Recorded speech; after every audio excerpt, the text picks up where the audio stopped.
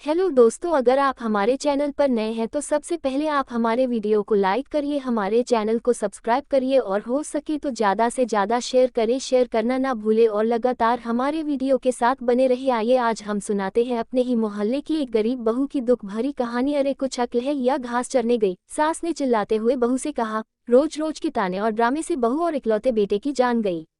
बहू, ओ बहू, कहाँ मर गई? कमला ने आवाज लगाई। वो अभी सारा काम निपटाने के बाद नहाने के लिए गई थी और सास की हर 2 मिनट में ऐसी आवाज सुनने की उसकी आदत पड़ चुकी थी। जरा सी नजरों के सामने से हटी कि सास चिल्लाना शुरू कर देती। इस बार आवाज कुछ ज्यादा तेज थी। कोई अनहोनी न हो गई हो। उसने जैसे तैसे अपने ऊपर 2 मग पानी डाला और कपड़े पहनकर बाथरूम से दौड़ते हुए सास के कमरे में पहुंची। अरे मरी, तुझसे एक काम भी ठीक से नहीं होता, कमला देवी फिर चिल्लाई।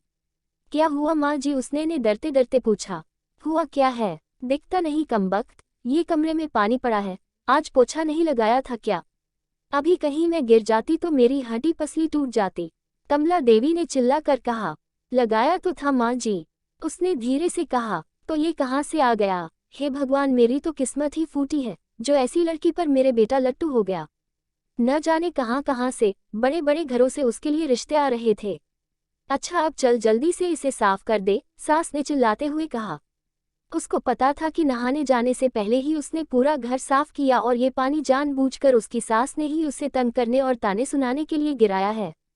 फिर भी उसने बिना कुछ बोले गिरे पानी को साफ कर दिया और अपने कमरे में आकर थोड़ा आराम करने बैठ गई और सोचने लगी, सास की चिल्लाहट अब कौन से काम के लिए बुलाने वाली होगी।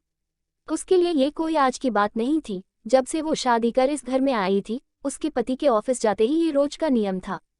आज किसी बात पर, कल किसी बात पर, बस उसकी सास को एक बहाना चाहिए था। अगर नहीं मिलता था तो बहाने बनाने की कला में वो माहिर थी।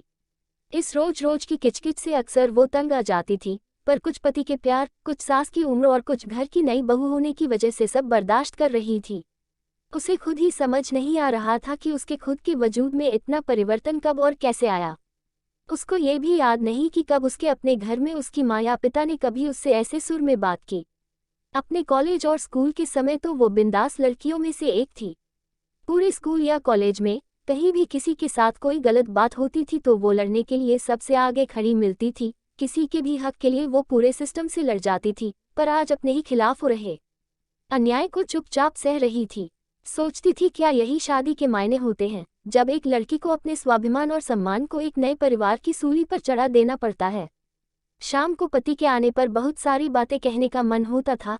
एक दो बार कही भी थी, पर एक तो थके होने से वो इस पर ज्यादा ध्यान नहीं देते थे और फिर अपनी माँ के खिलाफ वो एक भी शब्द नहीं सुन सकते।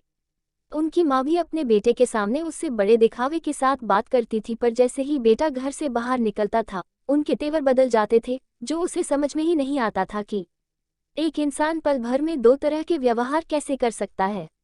कमला देवी को सबसे ज्यादा तकलीफ तो उसकी शादी में मिले दहेज से थी, जबकि उसके माता पिता ने अपनी हैसियत से बढ़कर उसकी शादी में खर्चा किया।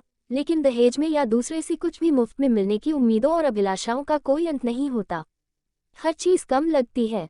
और उसके आने पर सबसे पहले उन्होंने घर की महारिन की छुट्टी कर दी और घर में उसके कदम रखते ही हाथों की मेहंदी का रंग छूटने के पहले ही बाकी कामों के अलावा बाई के सारे काम भी उसके ऊपर आ गए।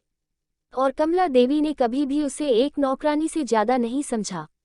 कुछ ऐसे ही जिंदगी कट रही थी उसकी। रोज कोई नया बखेड़ा होता था और वो रोज शांतिपूर्वक उन्हें संभालने की कोशिश करते हुए सोचती थी कि जल्दी ही उसे अपने पति और सास के साथ बैठकर शांति से इसका हल निकालना पड़ेगा, पर बस रोज की ऐसी दिनचर्या में सबके साथ बैठकर बात करने का समय नहीं मिल पा रहा था। एक दिन वो रोज की तरह सुबह झाड़ू लगा रही थी, जब कमला देवी अपने बिस्तर के किनारे बैठी स्वेटर बुन रही थी। अचानक जैसे ही वह झाड़ू लगाते लगाते उसके पास पहुंची, उसने बिना कुछ देखे बहू को जोर से लात मारी और चिल्लाए, अरे कुछ अक्ल भी है या घास चरने गई है? जब मैं कुछ कर रही होती हूँ तभी तुझे काम सूझता है। अभी ही मेरे कमरे में झाड़ू लगनी थी तुझे। क्या तुझे नहीं पता कि मुझे धूल से कितनी एलर्जी है? ये आज का नया बहाना था उसे तंग करने का, क्योंकि घर में रोज ही ऐसे ही काम होते थे और पहले कभी भी ऐसी कोई बात नहीं हुई थी। फिर वो भी अपनी सास के व्यवहार को जानते हुए बहुत संभल के काम करती। वो उनके द्वारा दिखाई जगह पर सफाई के लिए जैसे ही थोड़ा झुकी, न जाने किस झोंक में कमला देवी ने जोर से पैर चलाया और वह बहू के कंधे पर जा लगा। जब तक वो खुद को संभालती उसका सिर सामने की दीवार से टकराया और गिर पड़ी। कमला देवी चिल्ला उठी, क्या हुआ कलमुन्ही, मर गई क्या? उठ क्यों नहीं रही? बचा हुआ काम कौन करेगा? चल उठ। वो उनकी कुछ बातें सुन तो रही थी, पर समझ में कुछ नहीं आ रहा था और बड़ी हिम्मत करके जैसे तैसे वो उठने की कोशिश कर ही रही थी कि कमला देवी ने फिर ठोकर मार दी और सिर दोबारा दीवार से टकरा गया। इस बार बहू बेहोश हो गई थी। सास बड़बड़ाते हुए उसे कोसती रही। जब नहीं उठी तो कमला देवी के हाथ पांव फूलने लगे और तुरंत अपने बेटे को घर आने के लिए फोन किया। पति उसे तुरंत हॉस्पिटल ले गया तो कमला देवी भी साथ साथ आई और एडमिशन कराने के समय भी बड़बड़ाए जा रही थी। सब पता है इसके त्रिया चरित्र का, सब करके कराने के और मुझे तंग करने के नाटक हैं इसके, जिससे घर में कोई काम न करना पड़े और हम सब इसकी सेवा करें। यूं तो उसका बेटा काफी दिनों से घर में जो चल रहा था सब देख और समझ रहा था, पर आज माँ के ऐसे व्यंग देखकर कुछ ज्यादा ही परेशान हो गया। लेकिन इस समय उसे अपनी पत्नी की जान बचाने की पड़ी थी। डॉक्टर की तमाम कोशिशों के बावजूद सिर के अंदर कोई नस फट जाने से पहले तो वो कुछ दिन कोमा में रही और अगले एक ही सप्ताह में उसने दुनिया छोड़ दी। वक्त के साथ साथ बातें कहाँ छुपती हैं। धीरे धीरे पड़ोसियों की जुबान पर उसके प्रति कमला देवी के बुरे बर्ताव की बातें सामने आने लगी, जिसमें कमला देवी के बेटे का भी नाम आ ही जाता था। और जब उसको लेकर बातें कुछ ज्यादा बढ़ने लगी तो उनसे तंग आकर एक दिन कमला देवी के इकलौते बेटे ने पंखे से लटक कर सुसाइड कर ली। अब पूरे घर में दिन भर सन्नाटा रहता था। कमला देवी कुछ दिनों तक लोगों को दिखाई पड़ती रही और अक्सर घर के अंदर से उनकी आवाजें सुनाई पड़ती थी। अरे कलमुन्ही कहाँ मर गई? मेरे बेटे को भी साथ ले गई। चल जल्दी आजा बहू, घर बहुत गंदा पड़ा है, चल थोड़ा झाड़ू पोछा कर दे। फिर उसी लय में रोते रोते उनकी आवाज सुनाई पड़ती थी। बहुत अच्छी बहू थी, कभी शिकायत नहीं करी उसने, अभी हॉस्पिटल में है, इलाज चल रहा। मेरी वजह से उसका सिर फट गया था ना, मेरे बेटा भी उसी के पास है, लेकिन अब तो वो ठीक हो गई होगी। अरे कोई तो उन दोनों को वापस ले आए, अब कि उसे कुछ नहीं कहूंगी। कुछ दिनों के बाद पता लगा कि उनके किसी दूर के रिश्तेदार ने उस मकान को आने पौने दामों में किसी को बेच दिया था, क्योंकि कमला देवी के पागलखाने में भर्ती होने के बाद उस मकान को देखने वाला कोई नहीं बचा था।